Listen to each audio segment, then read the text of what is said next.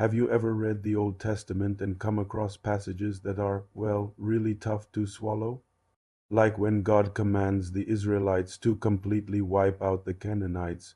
It feels brutal, shocking, and honestly, it can be a major stumbling block for faith. It raises a huge question. How could a loving God command genocide?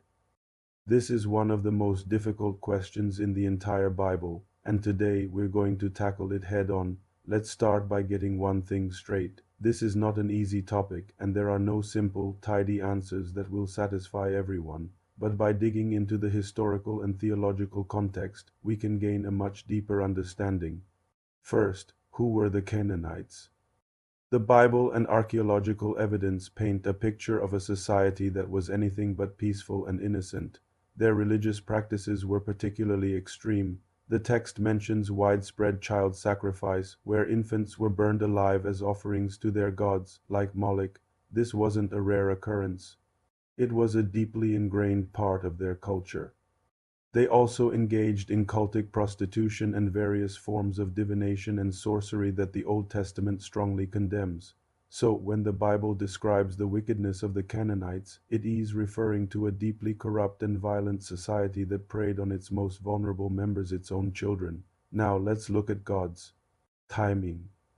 In Genesis chapter 15, God tells Abraham that his descendants will be enslaved for 400 years before they inherit the promised land. And why the long wait?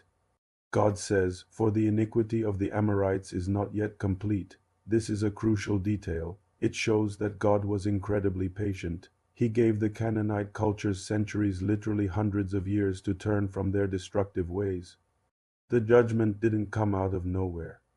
It was a last resort after a prolonged period of mercy and waiting. So, was this command an act of random, angry violence? Or was it a divine surgical act? Think of it like a surgeon removing a cancerous tumor to save the rest of the body. The Canaanite practices were a moral and spiritual cancer that threatened to infect not only the Israelites but the entire region.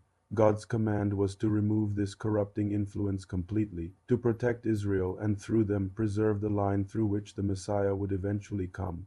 It was a severe judgment, but it was aimed at stopping an even greater evil. It's also important to see this as a unique, one-time event in history.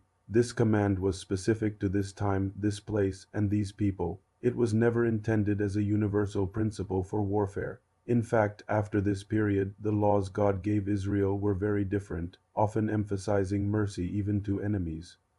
This wasn't a green light for holy war. It was a specific historical judgment on a specific, deeply ingrained evil. Finally, how does this fit with the God we see in Jesus?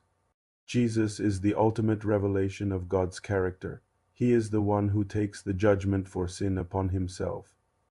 The cross shows us that God's ultimate solution to evil isn't wiping people out, but sacrificing himself to save them. The judgment we see in Canaan is a terrifying glimpse of the consequences of unchecked sin, but the cross is the ultimate display of God's love and his desire to redeem, not destroy. The story of Canaan shows us how seriously God takes sin, while the story of Jesus shows us how far God will go to save us from it. So, while the Canaanite conquest remains a challenging part of Scripture, it's not a story of a monstrous God. It's a complex account of divine justice, long-suffering patience, and the radical removal of a societal evil to pave the way for a greater plan of redemption for all humanity. It pushes us to wrestle with the gravity of sin and the profound mystery of God's ways. Thanks so much for watching and for thinking through this tough topic with me. If this video helped bring some clarity, please give it a like and subscribe for more deep dives into Scripture. See you in the next one.